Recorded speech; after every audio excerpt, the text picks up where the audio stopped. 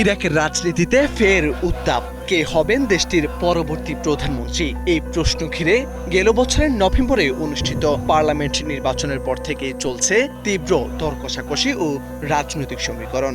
এসবের মধ্যে ইরানপন্থী সরকার বলে মার্কিন প্রেসিডেন্ট ডোনাল্ড ট্রাম্পের হুমকির পর উদ্বেগ ছড়িয়েছে মধ্যপ্রাচ্যে।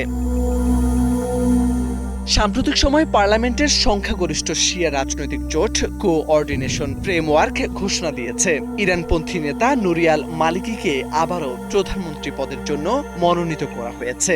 এই ঘোষণার পরপরই ইরাকের রাজনৈতিক অঙ্গনে শুরু হয়েছে নতুন বিতর্ক ও আন্তর্জাতিক চাপ। নুরি আল মালিকির সম্ভাব্য প্রত্যাবর্তনের খবরে উদ্বেগ ছড়িয়েছে ওয়াশিংটনেও। যুক্তরাষ্ট্র সতর্ক করে জানিয়েছে, ইরান সমর্থিত গোষ্ঠীগুলো ক্ষমতা এলে ইরাকের উপর নিষেধাজ্ঞা আরোপ করা হতে পারে। বিষয়টি আরও আলোচনায় আসে যখন খোদ মার্কিন প্রেসিডেন্ট ডোনাল্ড ট্রাম্প সামাজিক যোগাযোগ মাধ্যমে কঠোর ভাষায় প্রতিক্রিয়া জানান। নুরি আল মালিকি ইরানপন্থী বলে মন্তব্য করে ট্রাম্প বলেন, ইরাক নামের মহান রাষ্ট্রটি নুরি আল মালিকিকে আবারও প্রধানমন্ত্রী বানিয়ে খুবই খারাপ একটি সিদ্ধান্ত নিতে যাচ্ছে। তিনি শেষবার ক্ষমতায় থাকার সময় দেশটি দারিদ্র্য ও বিশৃঙ্খলায় ডুবে গিয়েছিল।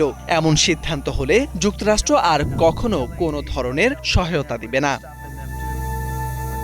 ট্রাম্পের বক্তব্যের তীব্র সমালোচনা করেছেন ইরাকের সম্ভাব্য নতুন প্রধানমন্ত্রী নুরি আল মালিকি। তিনি বলেন, ইরাকের অভ্যন্তরীণ বিষয়ে যুক্তরাষ্ট্রের হস্তক্ষেপ দেশটির সার্বভৌমত্বের লঙ্ঘন। এরপর থেকে ইরাকে চলছে ট্রাম্প বিরোধী বিক্ষোভ। 2006 সাল থেকে 2014 সাল পর্যন্ত টানা 2 মেয়াদে ইরাকের প্রধানমন্ত্রী ছিলেন নুরি আল মালিকি।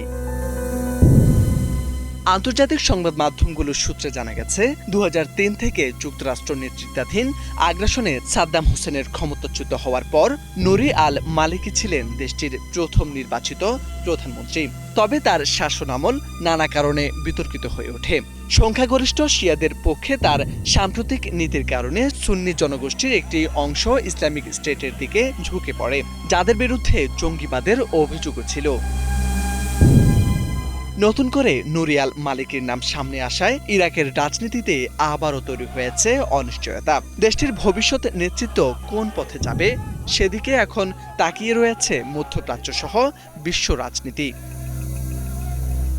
মোর্শেদ আলম, বাংলা ভিশন।